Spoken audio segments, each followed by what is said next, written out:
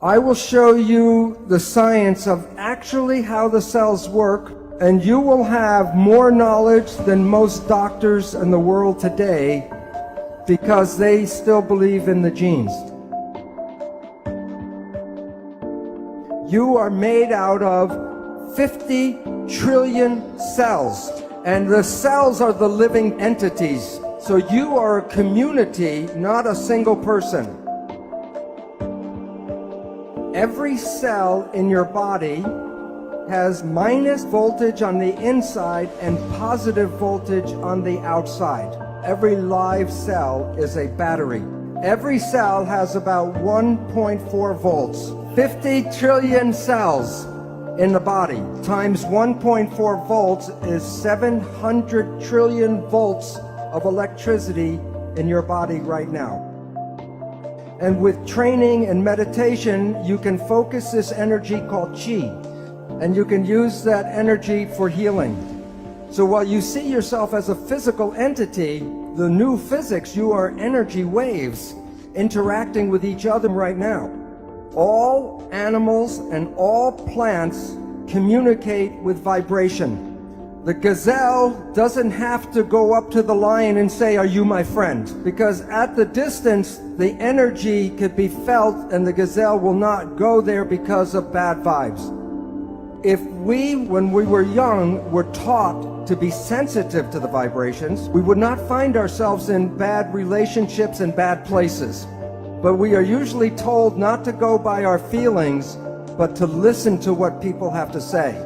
Language was designed to hide feelings.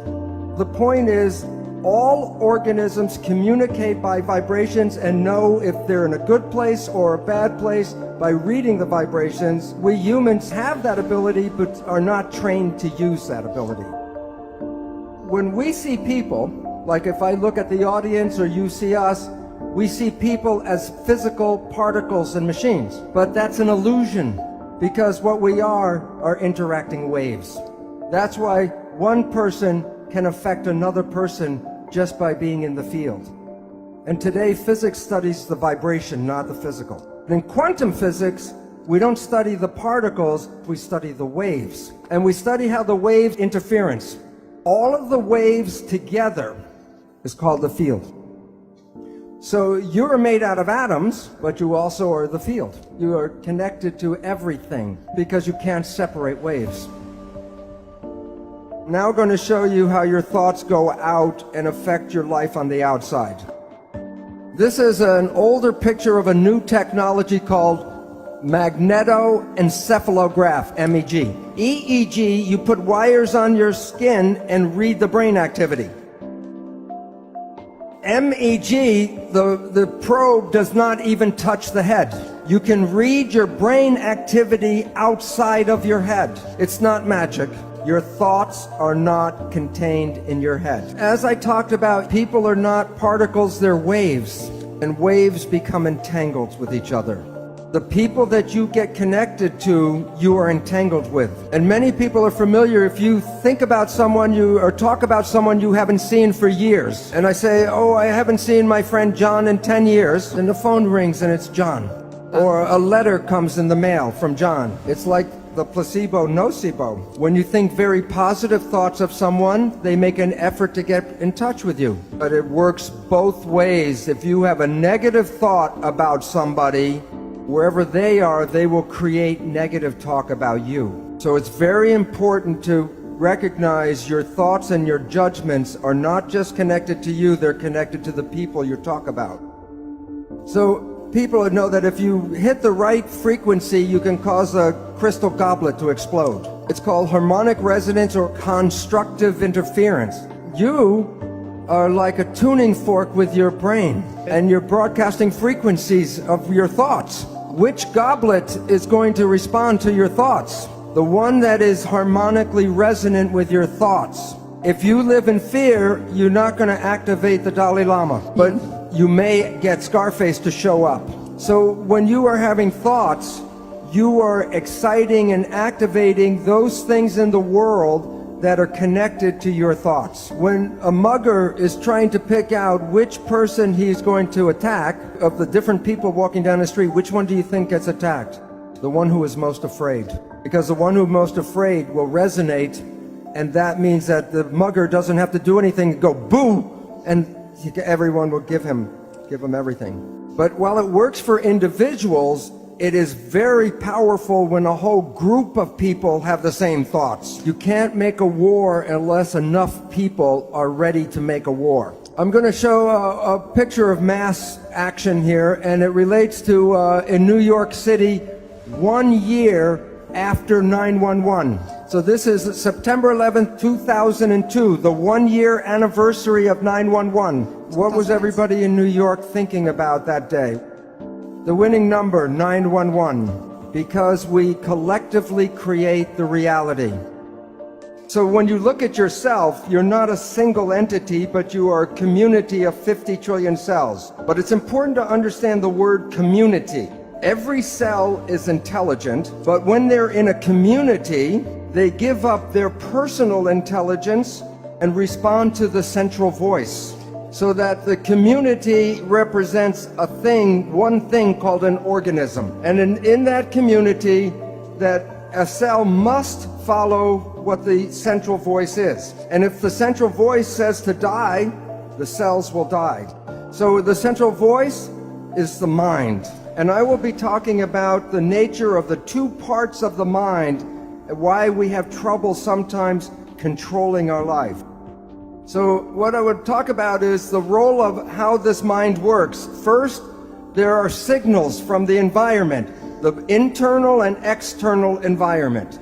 The brain, the function of the brain is to perceive the signals and then interpret those signals and then send the information to the cells to control the behavior and the genetics. So the function of the brain is perception, and from that creates the mind. Now, we have heard of something called the placebo effect, right? The placebo effect is when you have a very positive thought that something can heal you, even if you don't know it, but it's a sugar pill, but you believe it's the real medicine, then you can heal yourself with that. So the pill didn't heal you, it was the thought that healed you. Statistics reveal that 1/3 of all medical healings, including surgery, are the result of the placebo effect. Now, the issue is that the placebo effect is when you have positive thinking. What about negative thinking? And this is what medicine does not tell you, is that there is negative thinking, and it's called the nocebo effect. And in the same power that positive thinking can heal you, negative thinking can kill you. They're both the same effect. One is more positive, one is more negative, but the effects are exactly the same on your health. One will heal you, and the other can make you sick. The point is that negative thinking can create all the effects of chemotherapy.